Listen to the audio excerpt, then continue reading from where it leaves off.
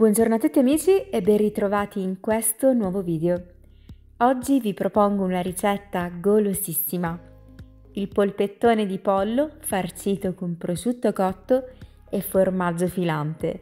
È molto simile al bon roll, però è fatto in casa. Cominciamo mettendo all'interno di un frullatore il prezzemolo e il petto di pollo. Aggiungo anche 2 uova intere,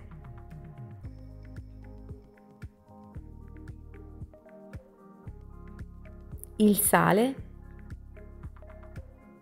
e frullo fino ad ottenere una consistenza omogenea.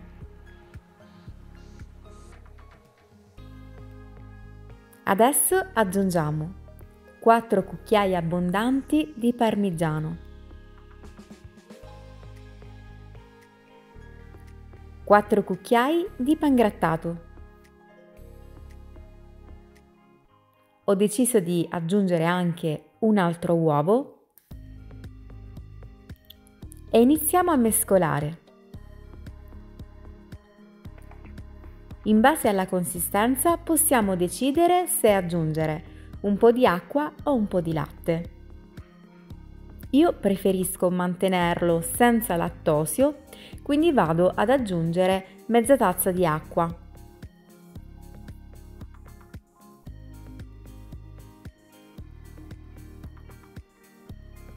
Aggiungo anche del formaggio filante, sempre senza lattosio.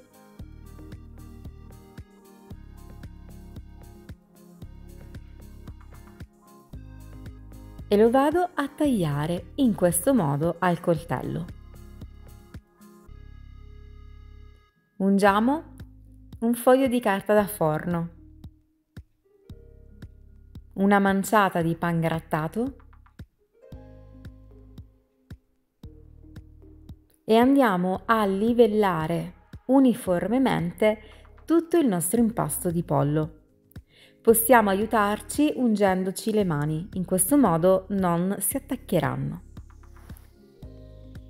Nel frattempo, se questo video vi sta piacendo, potete lasciare un bel like, commentare e se non siete iscritti, naturalmente potete iscrivervi e attivare la campanellina delle notifiche.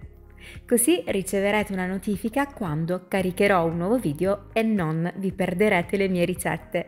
Naturalmente è sempre tutto gratuito. Come avete visto ho aggiunto il prosciutto e adesso vado ad arrotolare aiutandomi sempre con la carta da forno. Compattiamo bene, richiudendo bene i lati in questo modo e lo andiamo anche a rimpicciolire leggermente in modo da farlo stare all'interno del foglio di carta.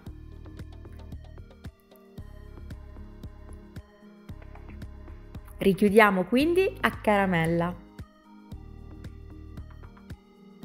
e per essere più tranquilli possiamo metterlo all'interno di uno stampo da plum cake. Lo facciamo cuocere in forno statico preriscaldato a 180 gradi per 35-40 minuti. Naturalmente potete fare la stessa cosa all'interno della friggitrice ad aria. Adesso prepariamo un belletto di purè di patate, quindi patate bollite circa 1 chilo. Le andiamo a schiacciare, poi le riportiamo in pentola, aggiungiamo il burro, anche questo può essere senza lattosio se siete intolleranti, il latte,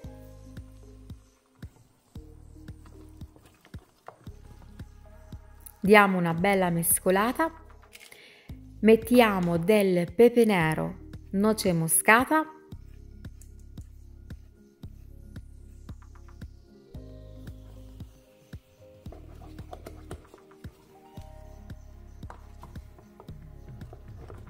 e naturalmente il sale.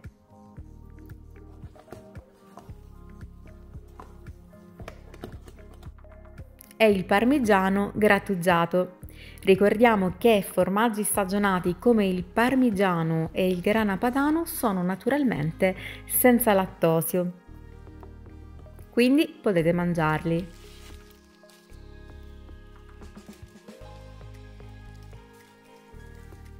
il nostro polpettone di pollo è pronto. Per poterlo maneggiare meglio lo facciamo raffreddare un'oretta, dopodiché si taglia davvero alla perfezione senza rompersi. Tagliamo le nostre fette dello spessore desiderato, possiamo farle anche più sottili volendo, e prima di portarlo in tavola possiamo sempre riscaldarlo al forno. Lo specifico perché a volte sotto i video degli arrosti mi dite ma come lo tagli freddo e dopo come lo porti in tavola? L'unica accortezza, ragazzi, è quello di posizionarlo all'interno di un vassoio o di un piatto che possono andare in forno. Quindi non c'è alcun problema.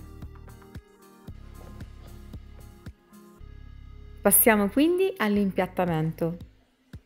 Facciamo il nostro letto di purè di patate, golosissimo. Il purè fatto in casa con ingredienti freschi e genuini è davvero la fine del mondo.